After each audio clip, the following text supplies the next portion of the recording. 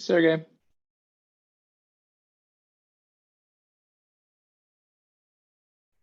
How you doing?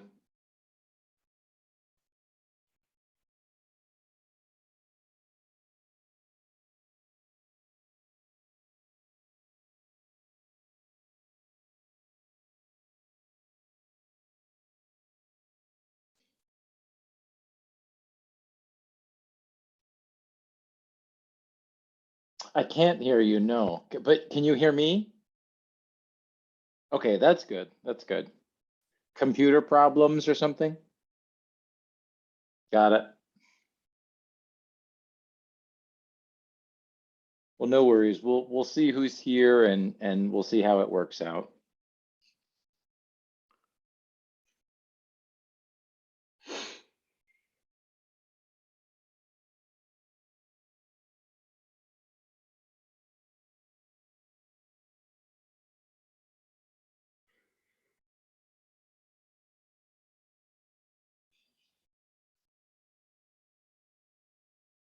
Interesting. Weird. Well, today, excuse me, I work in the ESL lab too. Maybe it's just Zoom. There was some sort of weird, very specific Zoom problems this morning too. So yeah, I don't know. If you're on the same computer too, like you usually are, I don't know. I don't know. I guess as long as you can hear me, that's okay. And if you have stuff, you can type in the chat too. So cool. Well, good to see you. I hope you're doing well.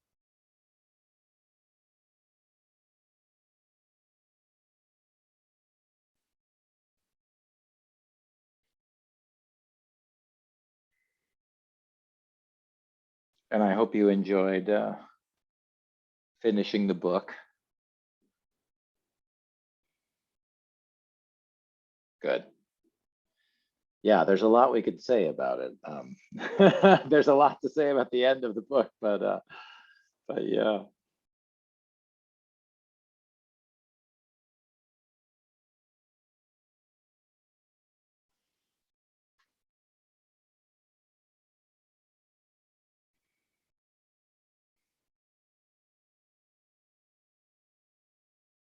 Oh, good. Okay, that's good. Yeah, I wasn't sure if you, yeah. All right, Omid's here. We got two. We've got two people. I'll start in just a couple minutes here.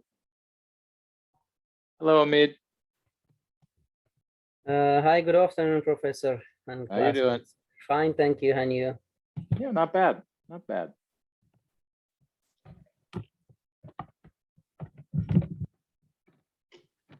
Like I said, we'll wait maybe 1 or 2 more minutes and see if Farouk or anybody else comes today, and then we'll get started. How you doing, Omid? Pretty good. I'll take it.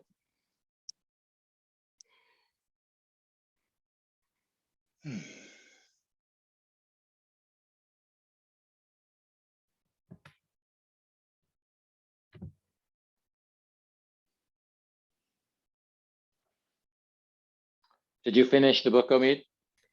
Yes, Professor. What'd you think? Yeah, I finished. It was a good story, but unfortunately, at the end, it was something like a little bit sad. Very, yeah. Yeah, Yeah. I disappointed Oh, because really? he didn't get anything out of that period. So all that it brought to him and the family, it was just distraction and Yeah. Interesting. Well, yeah. I mean, today we'll talk again. This will be our last class about the Pearl. So, if you have if you have any other ideas or anything, we can talk about them. You'll get to write about them, of course. But yeah, he definitely yeah, nothing good. He didn't get anything good from the Pearl. That's for sure. yeah. Yeah, painful ending. Interesting ending, right? And I'm like a kind of emotional person, so Yeah, some yeah, students are like, how yeah, could you, Jeff? Why did you make me read this book? Oh, it's so terrible. Good. Sergey says it's like a parable, yep, about good and evil and how the possession of unexpected wealth changes a person. I love it. Sergey's getting ready for his essay. Yeah, I like the word in the chat there, Sergey, of unexpected wealth. That's a really interesting word, unexpected there. I like that. That's interesting. That's interesting. When I was reading the book, so when I was in the chapter 3, that it is start from the pearl, and at the first that his wife the think that it will be like a devil for them, and Yeah. he wanted to get rid of that. But when I was reading that, so I was telling myself that no, he has to go. Maybe it will bring something good for them, but but at the same time, I was thinking that when his wife urging that they should get rid of that, as a kind of imagination I got within that part. So I thought Mm, that maybe there will be something devil at the end as well. yeah. Good. And finally, when I reached to the end, it was really devil. Good. Yeah, yeah, that's exactly. We talked about this. I talked about this last week with my sort of, one-on-one workshop that I got to have when we analyzed the symbol of the rifle a little bit. But yeah, that's the end of chapter 3, right? Here it is on the screen where Juana is saying, right? It's here it is, right? Literally, this thing is evil, right? The pearl is like a sin; it will destroy us.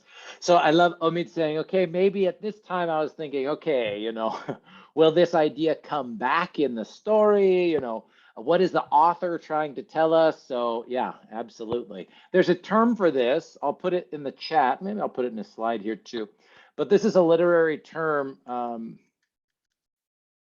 that I didn't plan to talk about necessarily, but just sort of more literary terms. Like all the terms we've talked about already, right? The protagonist, antagonist, we've talked about some literary terms, but foreshadowing. And this is sort of when the author includes an idea, feeling, symbol, something early in the story that gives the reader a clue about what might happen later or at the end of the story.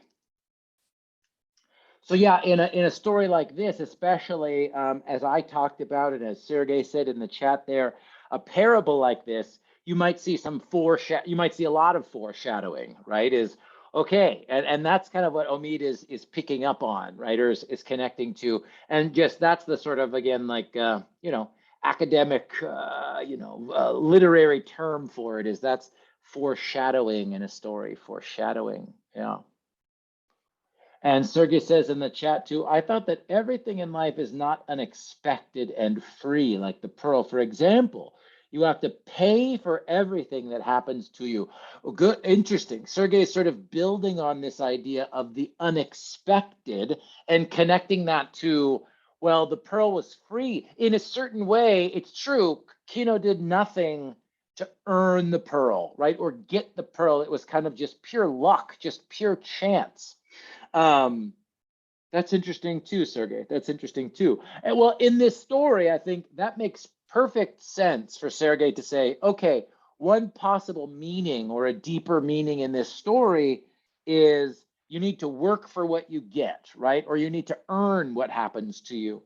And that's true. I think that idea is in this story. But I mean, we could also imagine, you can kind of imagine a story where someone finds a pearl or something unexpected happens and they say, well, this is God's plan, this is just for me, I'm so special. And I think you're right, Sergey. I don't think that's the feeling that John Steinbeck gives us in this book. But again, I just like that word unexpected because again, this book, yeah, let me show you what we're doing, and then I'll keep talking a little bit here. But I love that. I love this is where we're going. So first, before we continue, and I want to show you what my plan is for today. I've got a quick update about grading, and then I have an example of a symbolic analysis essay. I know in Canvas already there are some different examples of more like kind of research papers instead of a, I don't want to say simple essay, but again, I just wanted to show you an example of this type of writing. You've taken 340. I know that you all know how to organize your ideas, but sometimes it's still really helpful, I think, to see an example of the structure of a sort of specifically a symbolic essay. And then I just wanted to leave lots of time for questions and answers, right? For if anybody had questions about the book or about the assignment or anything, because after today, you know, we're gonna get ready for starting with poetry next week. Okay, so that's kind of the plan for today. But you know, as we think about themes and the deeper meaning in this book, of course, I think it makes sense to think about money, right? Money and earning things. That word earning, that idea of working and getting what you deserve. That's a big theme in this book for sure. Money, poor people, wealth, success, all that stuff. But anyway, I like that Sergey's connecting that to this idea of unexpected. Like what happens when it's a surprise, right? When it's a big surprise. Because you know, again, there's lots of different stories in all over the world, different languages, where a person is poor and then they become rich, but maybe they work really hard and they get it, so it's not expected, or they're hoping, and then it happens. It's true in this story. It's, you know, he gets in his canoe with Juana one morning in chapter 2. He dives down and there it is. You know, there's the pearl of the world. So really interesting point there, Sergey. I like that. Here's my quick update about grading. I just wanted to say I apologize for being a little bit behind on grading. I had hoped to finish grading all of the assignments, including the practice symbolic analysis essay about the rifle, before class today. I was not able to do that. I am sorry, but I promise before the end of the day tomorrow, right? So by Friday morning at the latest, I promise I'll have everything graded and I can give you some specific feedback about that essay. And again, like I said, my goal for asking you to write about the rifle first was to give you some practice with writing a symbolic analysis, and then so that I could give you some feedback as well. So again, before the end of the day tomorrow, you have my word. Stuff got, you know, stuff happened this weekend. So again, I apologize for that. Okay, so as I said, I have an example, a symbolic analysis essay. But before I show that to you, it is just the two of us. It was hard to find 750 words for this symbol. Yeah, interesting. Did you get there, Sergey? Did you get to 750? Okay, good. Yeah, I think, yeah, that's fair. That's fair. But hopefully, you know, the writing about the pearl should be much easier, right? We could say a lot about the pearl and its role in the story. But I do think, well, since it's just the two of you, if you've already done it, tell me what was hard, because I mean, I do think the rifle is an interesting symbol. You've already read the end of the story, right? The rifle is also one of those things where the meaning totally changes. Like Sergey was saying, the meaning, you know, Kino changes after he finds the pearl of the world. But the meaning of the rifle, when he first imagines it, it's sort of so powerful and positive, and it's almost like we understand there is some foreshadowing, like I talked about last week, right? There is some foreshadowing of, here it is. Excuse me, let me go back a little bit. This part where it writes about man's greed, right? It was the rifle that broke down the barriers. This was an impossibility. If he could think of a rifle, whole horizons were burst and he could rush on. And this very important sentence, right? Humans are never satisfied. You give them one thing and they want something more. And this is said in disparagement, whereas it is one of the greatest talents the species has, and one that has made it superior to the animals. Now, so again, we do have some foreshadowing here. There's that word again. It's not only a sort of beautiful dream, some feeling to make him feel powerful. We do have it connected to greed a little bit. But by the end, of course, the rifle is just horrible, right? The rifle is what causes Kino to lose his child, right? The rifle is connected to violence and power, and it makes Kino into more of an animal than a man, right? Here where it says a superior to an animal, right? But by the end of that chapter, by the end of the story, Kino, there's that whole section where John Steinbeck is describing him climbing up the rock, right? And he is like an animal, right? So I don't know, the rifle really changes, and I think that's why it can be a good symbol to practice. So what did you guys think about? Or Sergey, if you can type, or Omid, do you have anything to say about the, excuse me while I have my water here, to say about the essay? Was it hard, or how was it, Omid?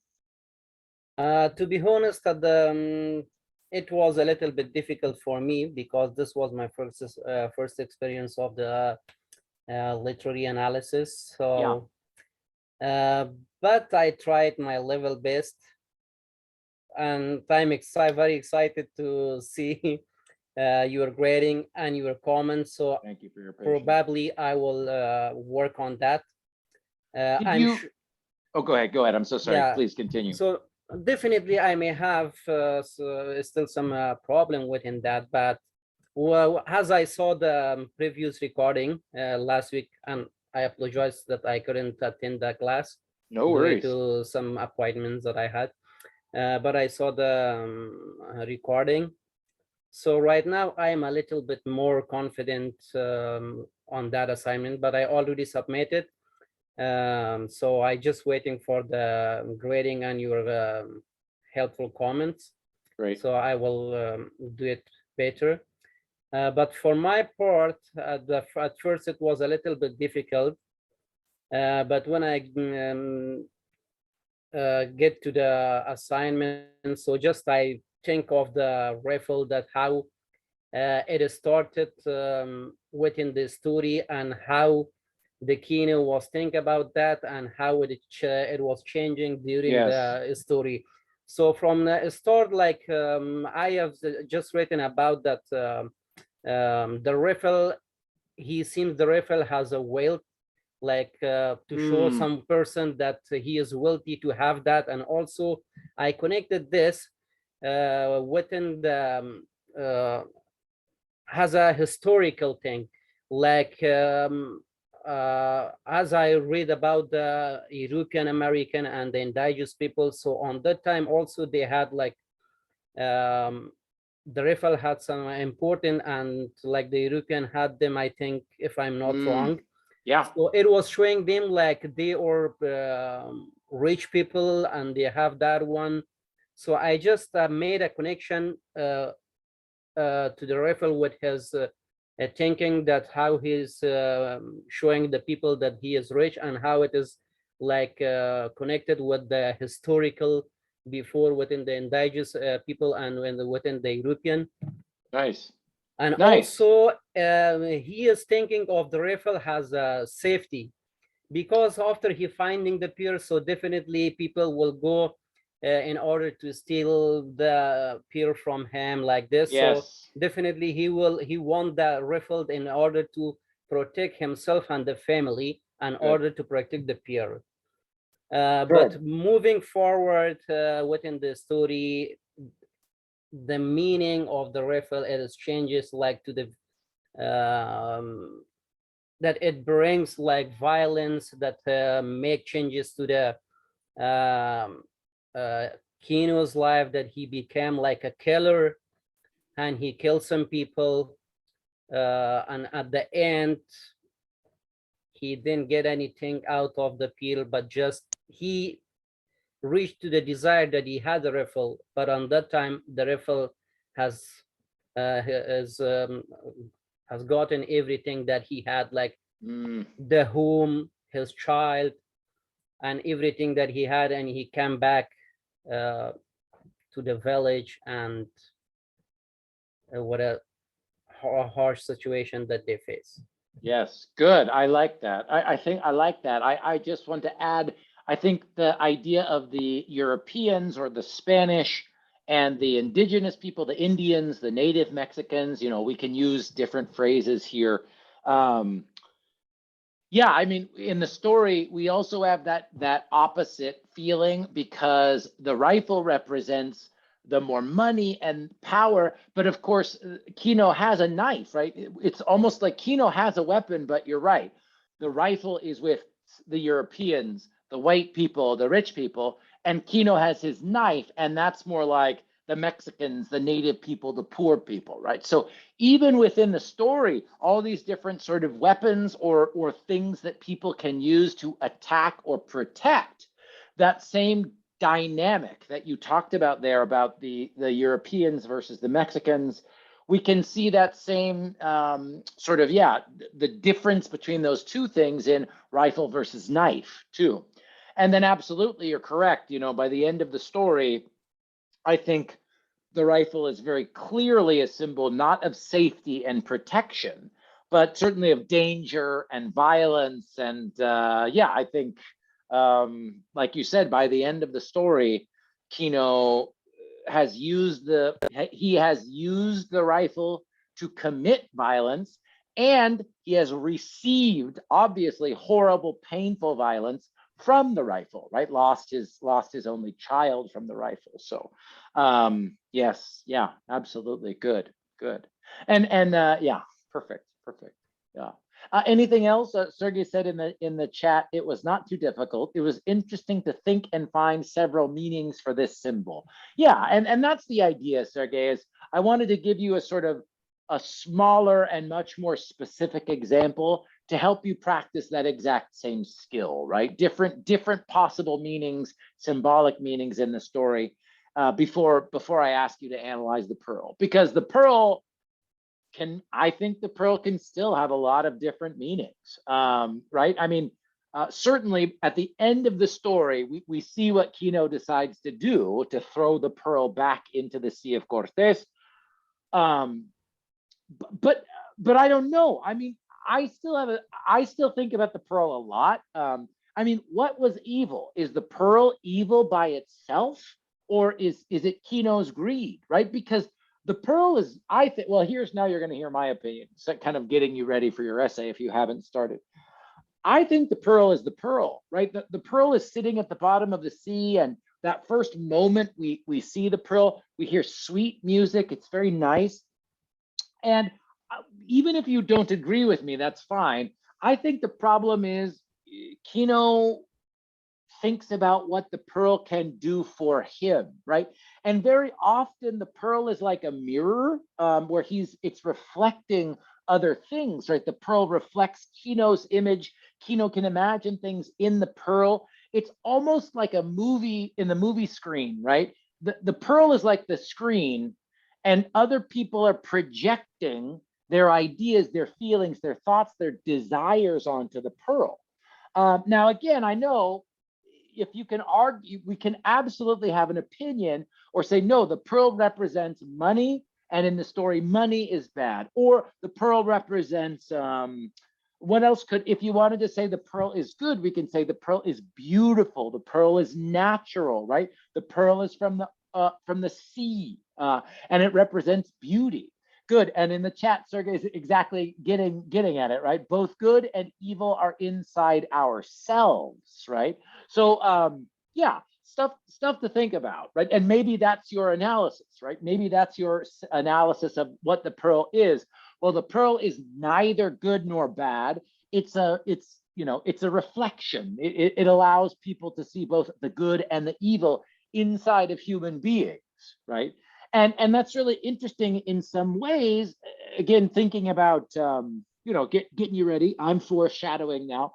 If I asked you to do a character analysis of Kino, and we'll talk more about character analysis later, then we could talk about, well, is Kino, what about his character, right? Good man, bad man. We know it's much more complex than that, right? But in a story like this, as Sergey said, and as John Steinbeck says at the beginning, a parable, there's only good and bad. So what would we say about that? But I think this idea that the pearl is a mirror, it's a screen, it reflects both the good and the bad that are inside of ourselves, inside of human beings. I think we're getting there. You know, I think we're really onto the right path. Yeah, yeah. Any other ideas about the rifle or questions about the Pearl? But because next I sort of wanted to show you the example essay. We can talk about that, but I don't want to stop talking about any other ideas that you guys had about the rifle or the Pearl. Anything else before we look at this example together?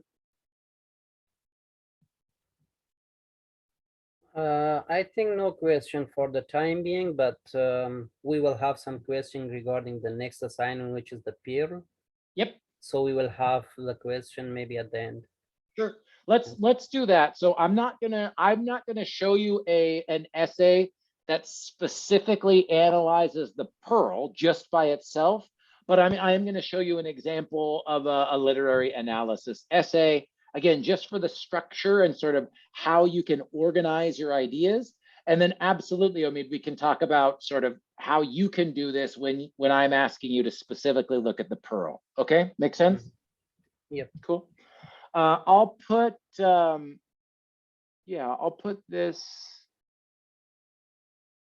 just in case you want to follow along on your screen. I'll put this file into the chat. I'm going to post the document on Canvas as well.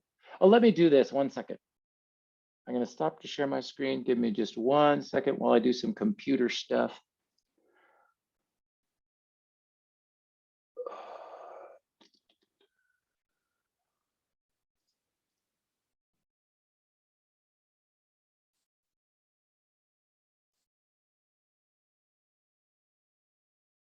All right, now I'm going to put this in the chat.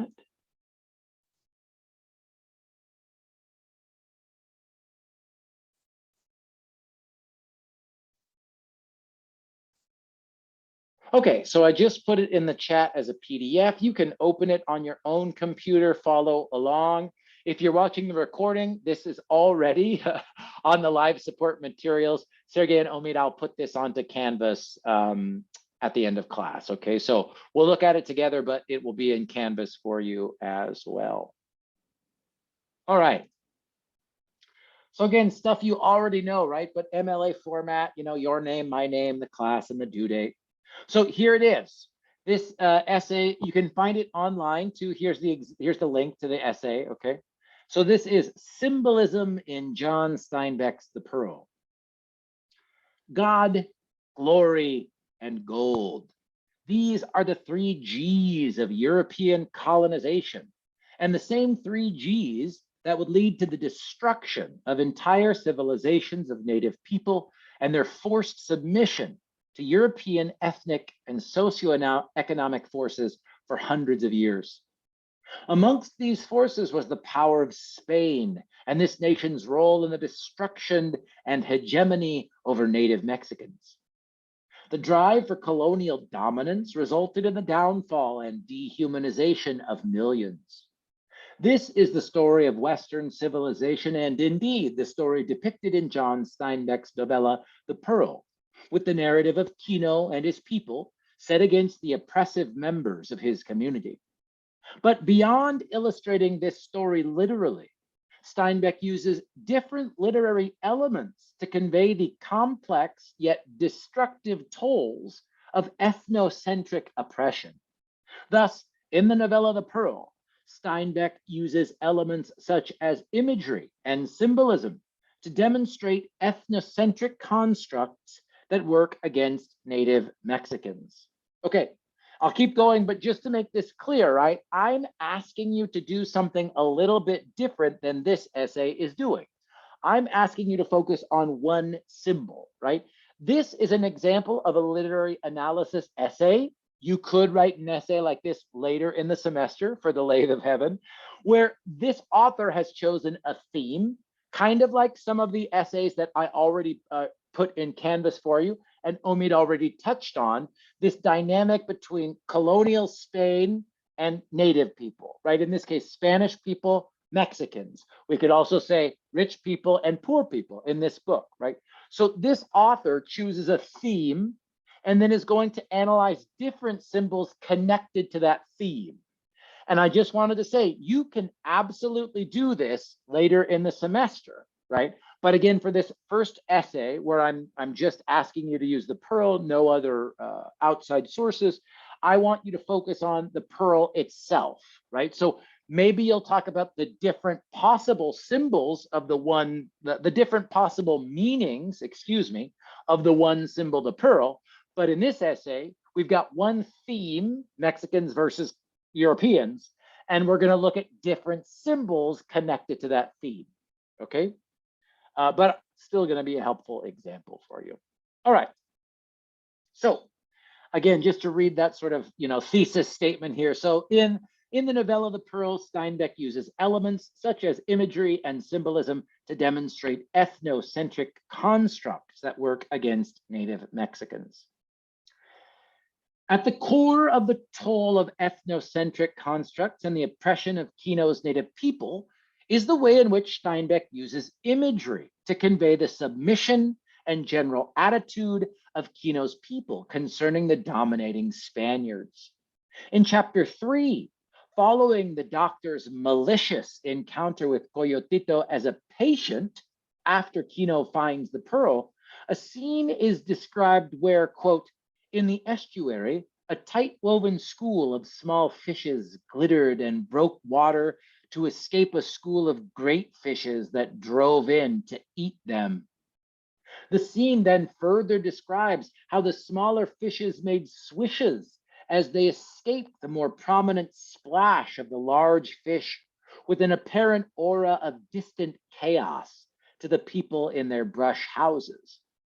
Although the sound may be distant, it is indeed still apparent amongst the villagers as the slaughter wages on in the estuary. With this, Steinbeck uses elements of sound and light, with the fish's size and their sounds of greater or less prominence to illustrate a common and core theme in the story. The big fish are the hunters, the oppressors, and with their deliberate might easily overpower the small fish with seemingly natural discourse. This is the parallel and predicament to Kino's own people too. They are hunted, overpowered, and weak, just as the little fish are, and just as the bigger fish cause ripples and bring on sounds and sights of distant, seemingly irrelevant chaos. They are the same sounds of hunt, predator, and prey that Kino also faces. This point is only further exemplified by another example on the same page where, quote, the dampness arose out of the gulf and was deposited on bushes and cacti and on little trees in salty drops. And the night mice crept about on the ground, and the little nighthawks hunted them silently. It's an MLA formatting error, excuse me here. I should have fixed this. This too illustrates the core way in which Steinbeck uses imagery to highlight the oppression of Kino's people. Even as night seems to peacefully and even beautifully fall over the village, little mice hide for their lives in the hunt. Despite the situations at hand, the immediate peace of what is seen in Kino's village, there is a dark predator. There is prey, and this prey is much more than small and big fish and weak mice and valiant hawks. The prey is also Kino's people. Right? So again, I'm going to just sort of explain after each paragraph before I continue reading. Hopefully, as you're reading this paragraph with me, you can think of other moments in the story where we have examples of animals, hunter and prey, right? Of course, at the end of the story, where they are in the desert, right? And there's the watering hole, right? There's lots of animals at night. And we understand there's big cats and we hear all different kinds of animals at night when Kino is hiding in the desert and running from the men who are tracking him, right? The trackers. And even, of course, that's the idea, right? Just like the birds hunt the small mice in this example in the essay, we understand at the end of the story, Kino is the prey, right? He is being hunted by these three men with the rifle, with horses, with power, with money, right? But again, I think this is a nice example paragraph because even though they talk about very specific, and you could even say sort of small moments in the story, right? Big fish eating little fish, or hawks eating mice. Those are not the only examples of literal animal symbolism to prepare us to foreshadow the reader by the end of the story when Kino is being hunted, right? So again, that's an example of the animals, hunter and hunted, are symbols in the story that represent this deeper meaning of Europeans versus native Mexicans, right? All right. And the big fishes are the Spanish. Big time, absolutely, And exactly, yeah. exactly correct, absolutely correct. Thank you, Hamid. Yeah, hopefully that was clear, but thank you for thank you for saying that explicitly, right? Definitely, Kino. If Kino is the little fish, we know who the big fish is, right? And again, we could even do a deeper sort of symbolic analysis just of animals in the story, right? 2 weeks ago, when we started writing or reading the story, we talked about the doctor says, "I'm a doctor, you know, not a veterinarian," right? This idea of animals and who's a human, who's an animal. This is repeated over and over in the story, right? And absolutely, like Omid said, in this story, big fish are the Spanish, right? The Mexicans are the little fish. Yeah. All right. Next paragraph, and we'll see a little bit of a different, well, we'll see. Well, you'll see how the author continues to build on this idea. All right. So the oppressive forces that contend with Kino's people, however, are much more than the predators of a seemingly silent nature. They are the very people that degrade Kino whilst hunting and deceiving him over his pearl. Chiefly amongst the forces of oppression against Kino's people is the doctor, carrying the general consensus of being a selfish and generally distasteful man. Kino, seemingly from the start, is in conflict with the doctor. Even after Coyotito is bit by a scorpion and requires medical attention from the man, he remarks, "Have I nothing better to do than cure insect bites for little Indians? I'm a doctor, not a veterinary." This quote all in itself shows the attitude towards natives this man possesses. He is not only self-centered, he respects no value towards the lives and health of natives, almost as if he does not even see them as human beings.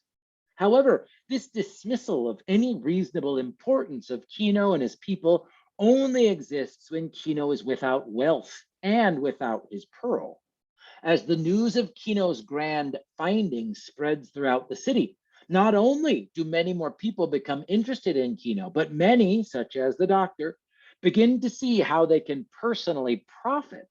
In fact, immediately following the news reaching the doctor, he stated that Kino, quote, "is a client of mine," and, quote, "looked past his aged patient and saw himself sitting in a restaurant in Paris and a waiter just opening a bottle of wine. Page 22.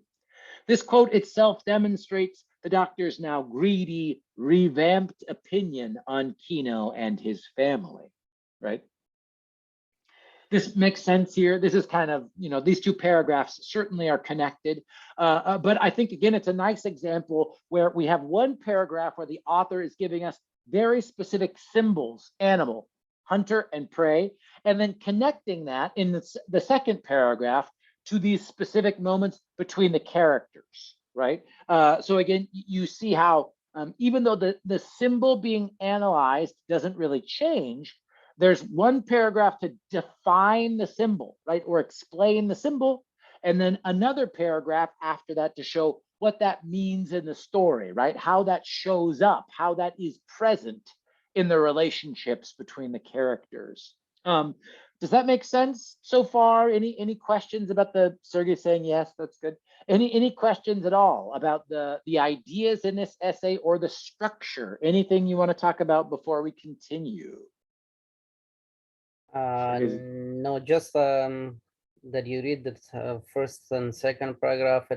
I really impressed with this essay, and that how he connected the two, like the indigenous and the European, and they connected them within this story, that how these two relate to each other and in the story. So it was Good. really good.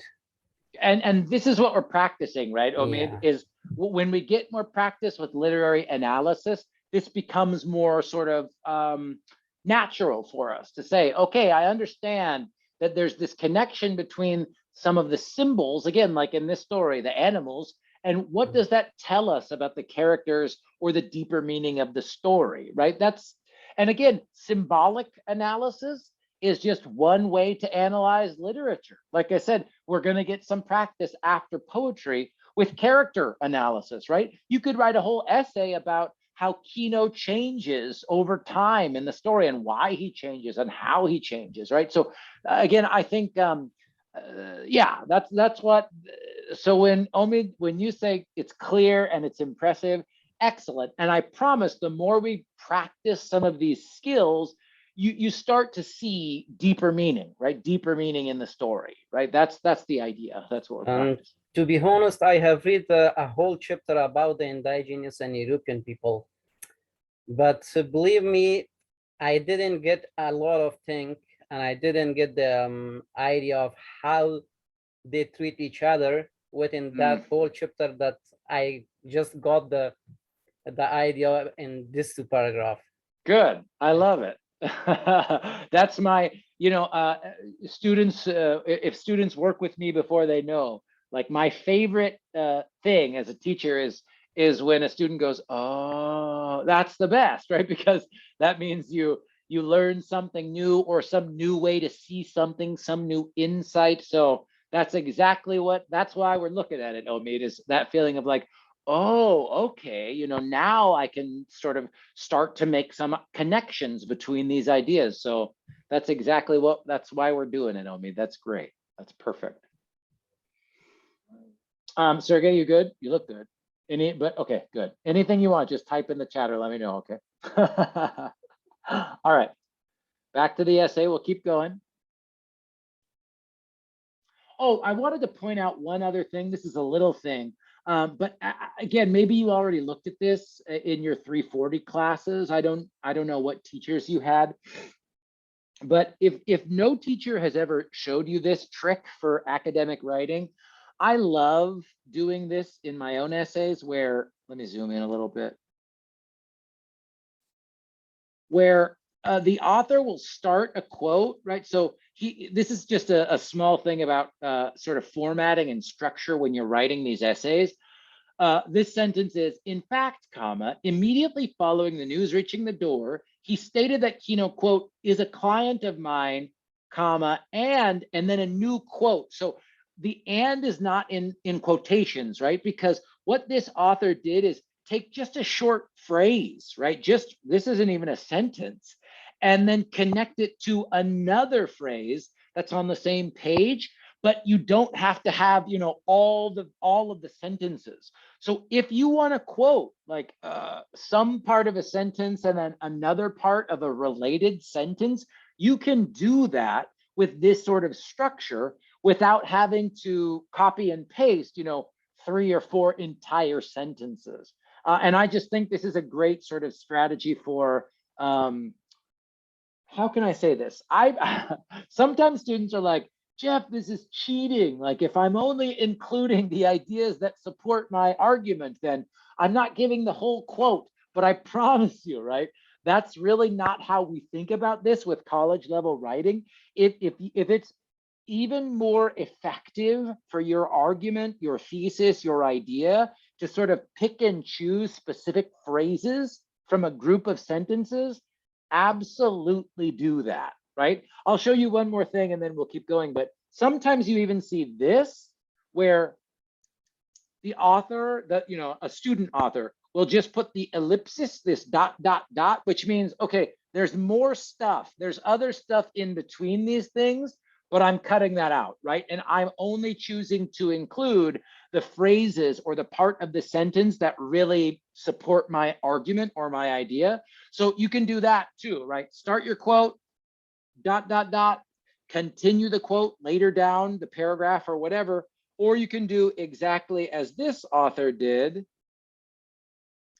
and give an and just put two different, quotation, two sets of quotation marks, right? Does that make sense, you guys? It's a good trick. It's a good trick. All right. Yes. So next paragraph. I'll finish that topic or the sort of transition sentence and we'll continue. So as the author notes here, this quote itself demonstrates the doctor's now greedy, revamped opinion on Kino and his family. Whereas in the beginning, they were poor and seemingly worthless, with a new surge of imminent wealth, they are patients. And indeed, the doctor is interested, not because he genuinely cares about their health or even lives, but he sees what he sees, sorry, this was just formatting stuff. But what he sees past his aged patient, a life of his own luxury and profit from a stranger's personal luck. There's that unexpected luck thing, Sergey. It, however, is vital to understand that the doctor is indeed not a miraculous instance of hate and greed towards the natives, but rather stands as a mighty force that only dictates and represents the hateful and greedy notions against Kino's people. He represents the humiliation, degradation, and subhuman idealisms present among the community's elite. He demonstrates not only a core strain of selfishness and appropriation, but also the ethnocentric and economic structures put against the natives in hopes to suppress and ultimately alienate them. However, the doctor also stands as a prevalent inverse against these constructs in times of Kino's oncoming wealth. He represents deceit, exploitation, and appropriation. He's willing to reform his ideologies, at least half-heartedly, in order to profit from Kino, and even go to extreme, life-threatening means to get what he wants.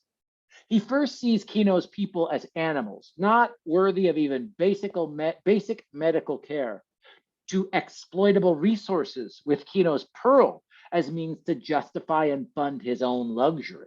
He's not just a lazy, selfish doctor. He is the structure and society itself, all in pursuit to antagonize Kino and his people.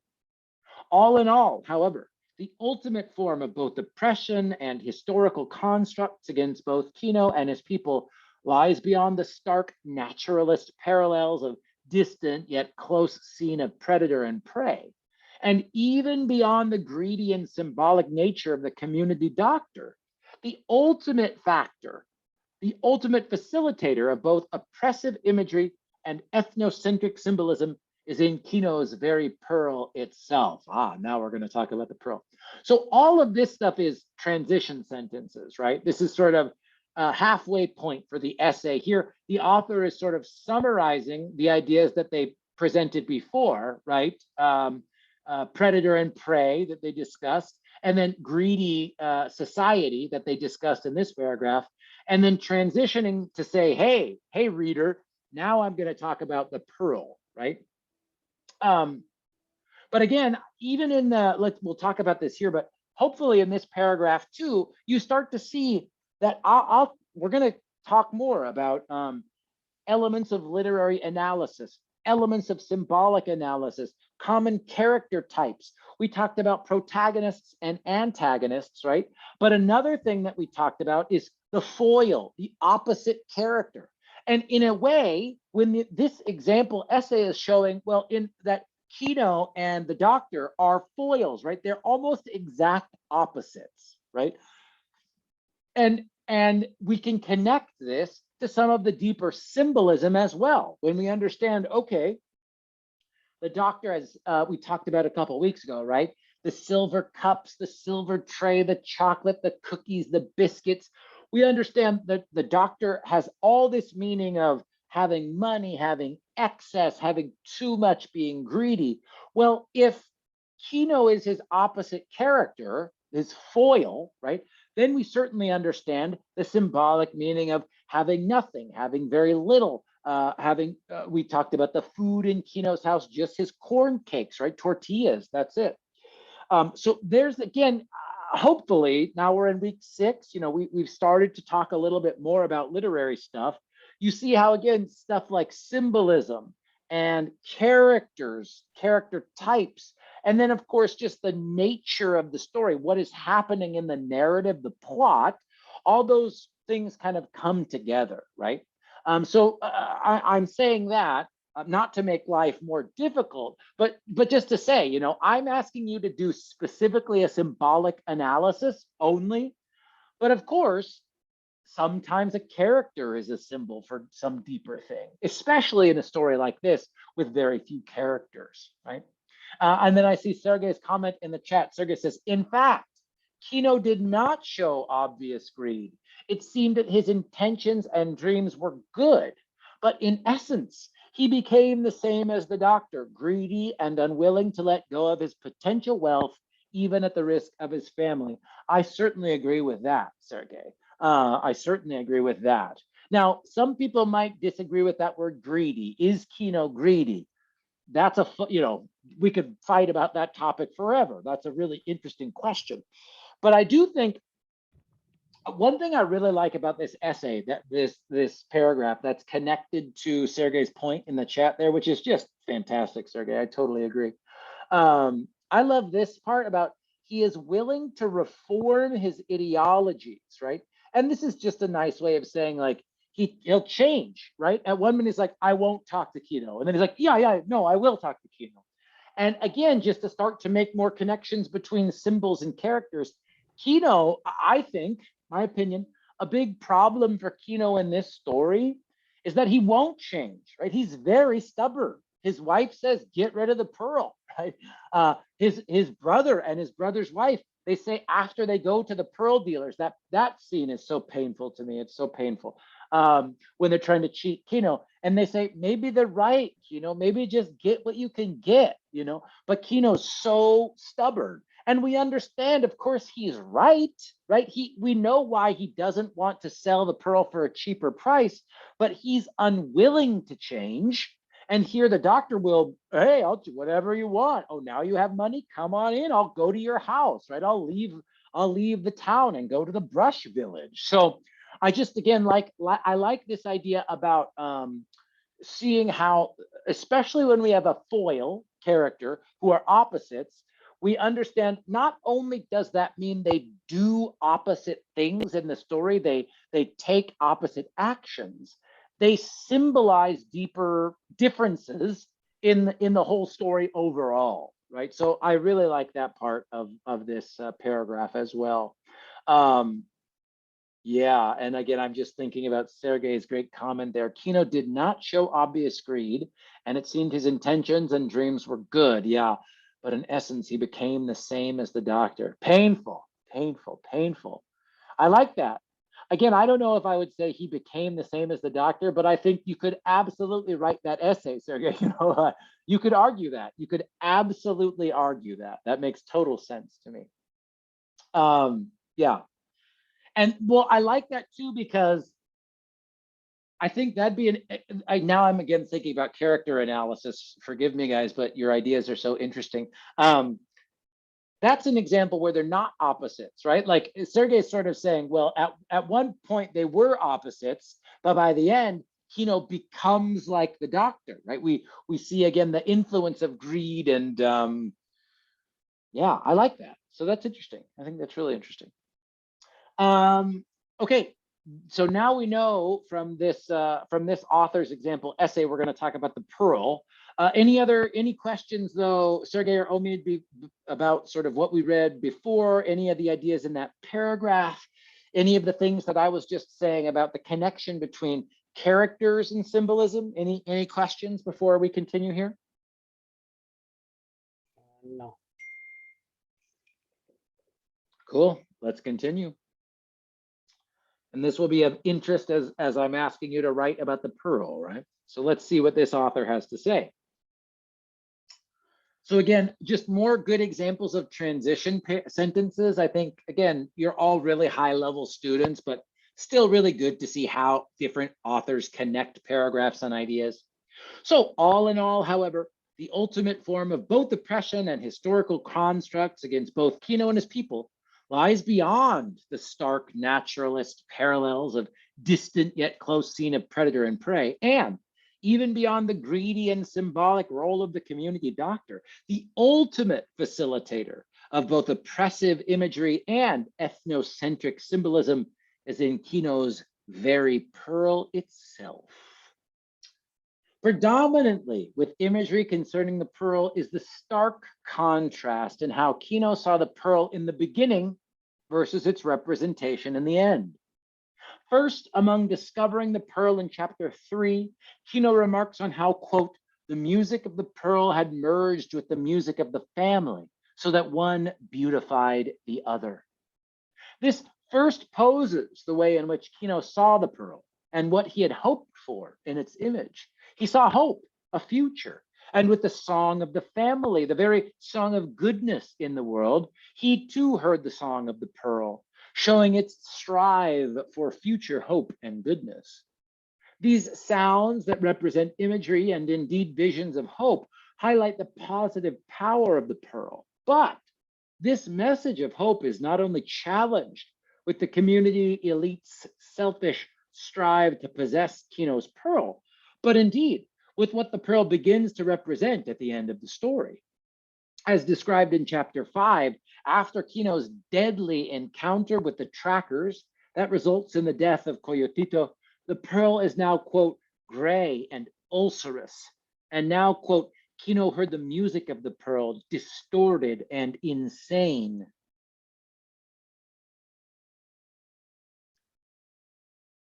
This shifts the dynamic of hope in the pearl to its now ugly and horrible representations of death and despair.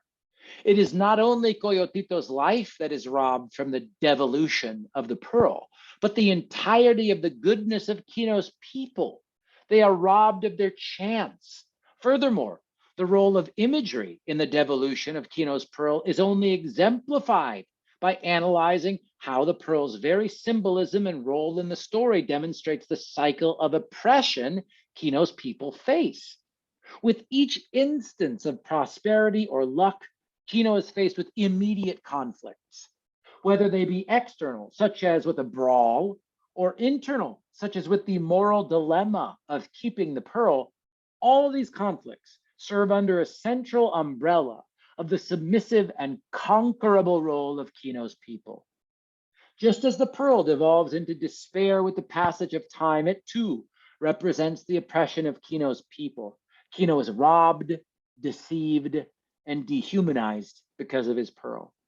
But his pearl is only the lingering reminder that Kino is a subject of the abusive and uncontrollable ethnocentric construct against his people, with its countless attempts at thievery and its aura of deceit.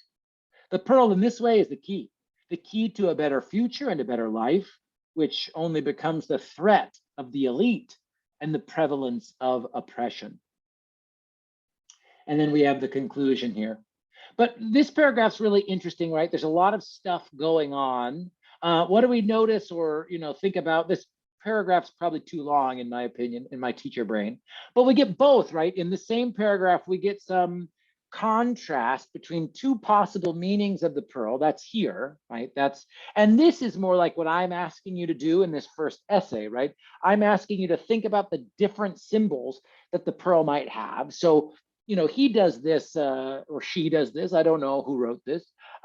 They do this in a, one sort of, how many words is this? 205 words, sort of analyzing how the symbol of the pearl changes over the course of the book. But then after that, we get this connection to, okay, those two meanings of both hope and losing everything are true on the big symbolic scale for the native Mexicans, right? The pearl is the dream of a better life for the Mexicans, but it's also a representation of what the Europeans, what the Spanish want to take, right? And that's a complex idea. I mean, that's a big and complex idea, but the author does a pretty nice job here making a connection between those two ideas, right? Yeah, any ideas or questions in the chat or anything about this example? Because again, this is kind of the most directly specific and relevant for what I'm asking you to do for this first essay. So ideas, questions, make sense before we look at the conclusion?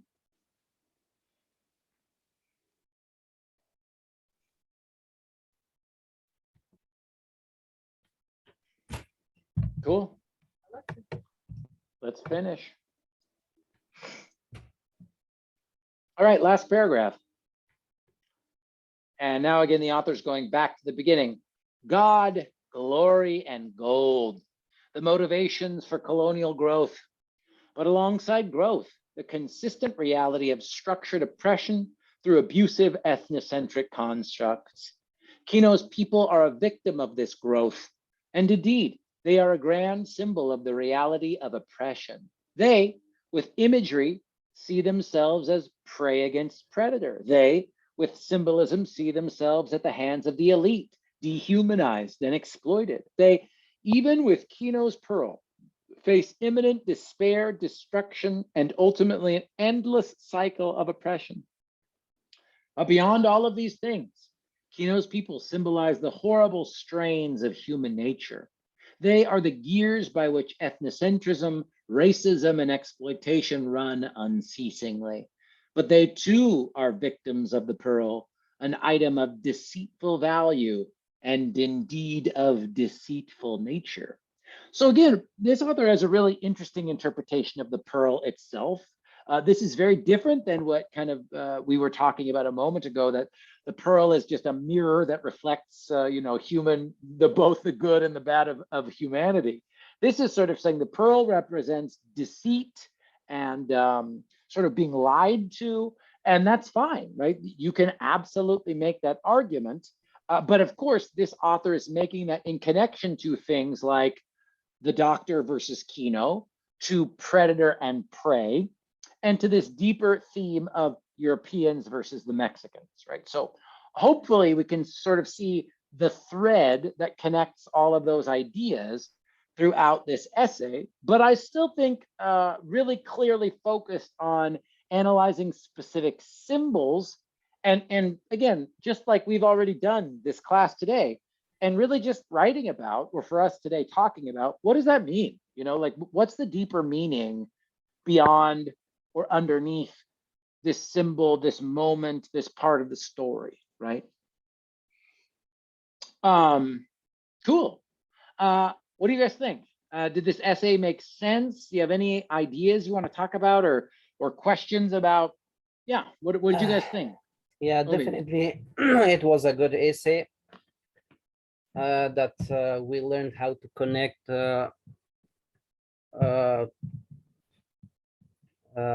symbolic analysis with to connect the story and with two other things, like has in this essay has the Indian people was the oppressed and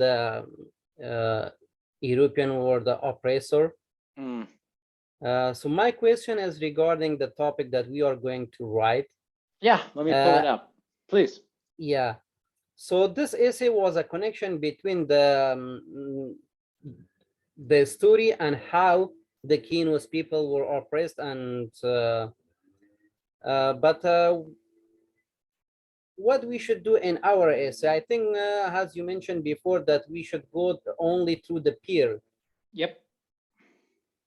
So we should discuss only regarding the different meaning of the pill through the story, and we should connect those parts that are supporting the ideas that we are talking about. You got it. I mean, it's not that simple, but that is the idea, right? I think, yeah. I think that's the most important thing, Omid, is to sort of at the beginning of your essay, just like this author's the clear thesis of this essay, right, is I'm paraphrasing now, right? But hey, if you look at all of the symbols in this book, the clear meaning of the book is the oppressed versus the oppressors, right? That's the argument in this essay. I think similarly for you, for analyzing the pearl. You just want to make a thesis statement where you argue something about the pearl, right? If you want to argue that this pearl represents greed and suffering and pain, make that your thesis statement, right? And then, like you said, give those examples or moments in the pearl. If you want to say that the pearl is inherently neutral, it's not good or bad, it's a mirror that reflects the different desires of the character, make that your thesis, and then give me examples from the text that support that idea. For example, for the timing, like one thing that came into my mind, like, can we do the thesis statement like that? Although the pearl is a reflection of the wealth, is the reflection of the wealth and goodness for the future. In this story, like the pearl brought destruction and to the Keenus family, something like this. Can we do that? Yeah, tell me again. Even though I heard that, I'm clear on the last part of that sentence. Yeah. But what was the dependent clause? Even though something. Although the pearl, for example, although the pearl bring, although the pearl symbolizes beauty, beauty and wealth, something like this.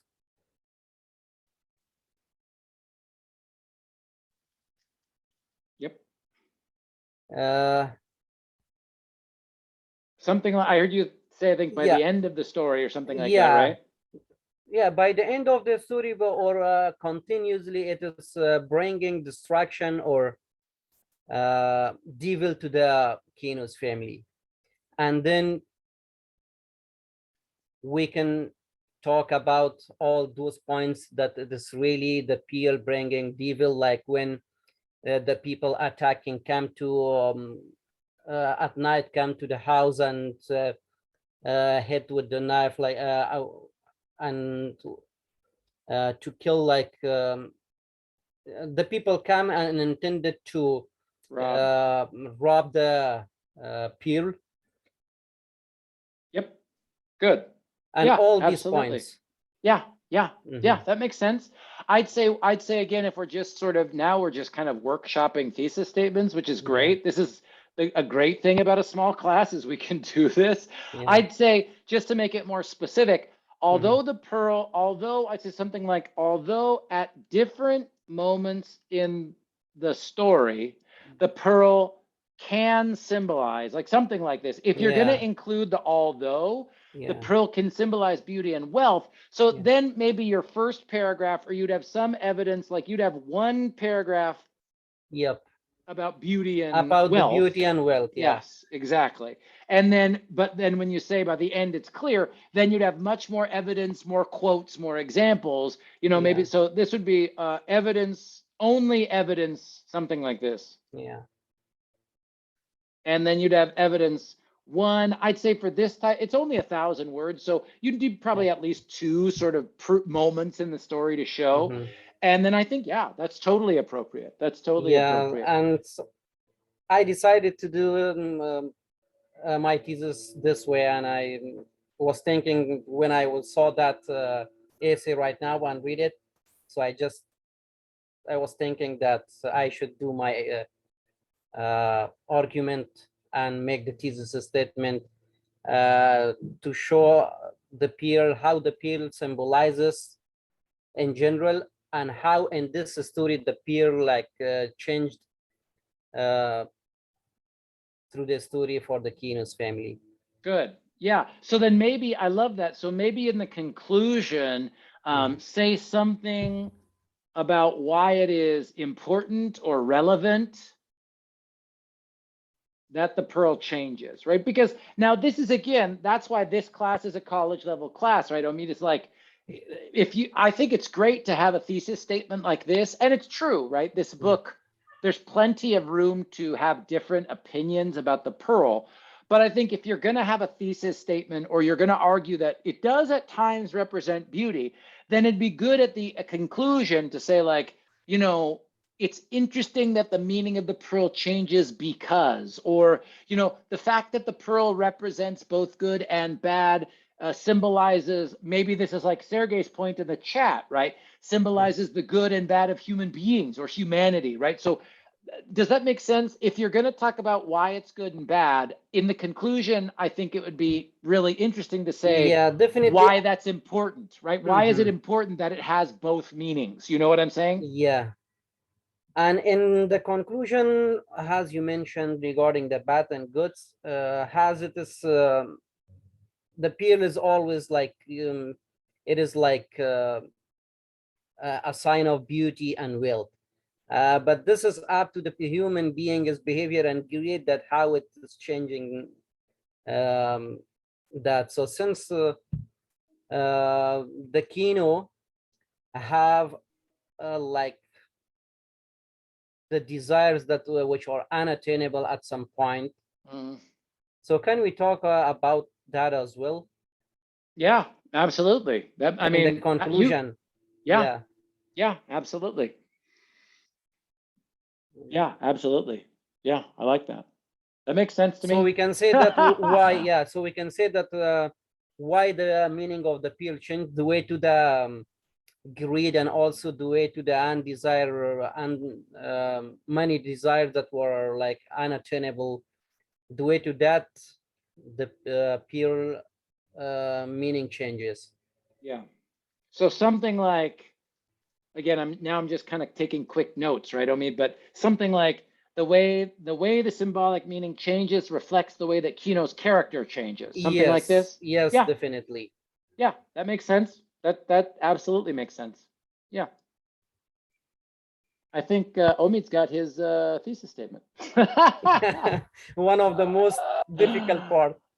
Well, again, this is why I love teaching 340 and 350. Well, especially 350. You know, you guys have some practice and experience doing this. I think it's good. It's fun. You know, it's like it's fun. I hope it's fun for you guys. It's fun for me because yeah, you guys know how to do this. It's all, how can I say this?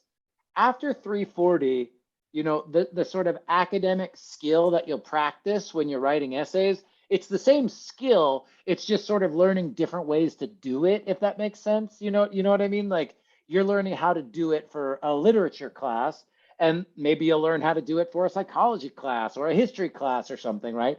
But it's still the same idea. You know, you know, in college, read a lot of stuff, think about what you read, and then have some idea or opinion or argument about it, you know? And connect them. Exactly. And that's that critical thinking. But Exactly. in Exactly. 340 it was like a little bit easier that you have like something when you Yeah. have your thesis statement, you're talking about three topic, that's it. Yeah. And Facts. I know. and you supporting that facts through the other supporting details. So I but know. in 350 it is a little bit more deeper that you have to read Yeah. carefully and connect I your think you're right. idea with the other material. Like I said, some students, and not you, I mean, please no, but some students, I think, love that it's like, ooh, you know, there are many possible answers. You know, there's maybe, if I say, what's the meaning of the pearl? Well, it's some students love the idea that it's like, well, there could be 10 possible meanings, right? And that's really exciting because it's like, ooh, which one do I want to write about? And some students are like, no, I hate it. I just want to go back to the research stuff where there's only one answer and it's my job to figure out the one answer. So different, you know, different styles. And I understand both perspectives, you know, I understand. But I mean, it sounds like you've got, even just sort of talking to you one-on-one, yeah, I'd say, okay, like Omid, when I hear, how can I say this? The way that you're talking, Omid, my teacher brain says, Omid's ready to just write the first draft and see how it goes. Because I think you've got clear ideas. You know what I mean? You definitely do. This is a clear idea and sort of ready to start writing and really thinking about those examples that you want to include, you know? Yeah. Yeah. How are you doing, Sergey? In the chat, any ideas, any questions? Thumbs up. How about you, Omid? Any other questions or anything else I can help you guys? So I guess now it's only been an hour, but I notice if it's only 1 or 2 students, these classes go pretty fast. But it's really important to me that you guys feel prepared to write that first draft. So do you guys feel prepared? Can I help you in any other way? Do you have more questions? This is your time, basically. Yeah, what else do you need from me?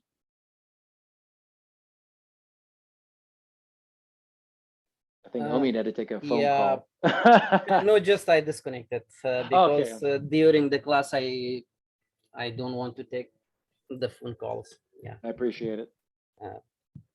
So for me, I feel more confident now. Good. And the only question that I had that how should like I construct my essay, especially the thesis statement, what should be included on that since the peer. So I just got the answer. And also since I read that the essay with you, uh, this was a complex one that It it was. was a connection with the other team as well.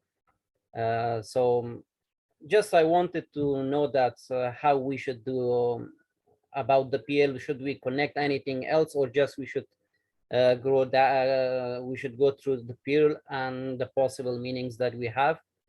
So for the time being, I'm good, and Perfect. I will definitely start working on the essay in case I've faced any problems. So definitely I will come and disturb you during the office hours. Perfect. That sounds great. And like I said, hopefully it'll be even more clear when I give you some just feedback and sort of suggestions for how to improve your analysis about the rifle practice writing. And again, tomorrow, before you wake up Friday, okay, no matter what, I promise. So then, yeah, the first draft of this symbolic analysis essay that's due before class next week. Omid said it perfectly. After you start writing, if you have questions or need anything, text me, come to office hours tomorrow. I will probably be around a lot on Friday. There's a lot of meetings and stuff going on. So just text me or email me or let me know. I'd be happy to work with you. And if you're watching the recording and you like the sort of activity that Omid and I kind of did, we could do that too, right? Text me or email me, and I'm happy to help you think about a thesis or how to organize your essay. That's what office hours are for, you guys. So so that's it. I think I saw in the chat that Sergey said, I'm just ready and going to write the first draft. That's great. So if you guys don't have any other questions, I will just say goodbye. See you later. And one last time, anything you need from me, just text me or email me, okay? You guys are great. Thank you so much for your questions today. You're most welcome, and thank you so much. You too. From you as well. You're so welcome. And I'll see you guys next week. See you. Have a good day. You too. See ya. Yeah, bye.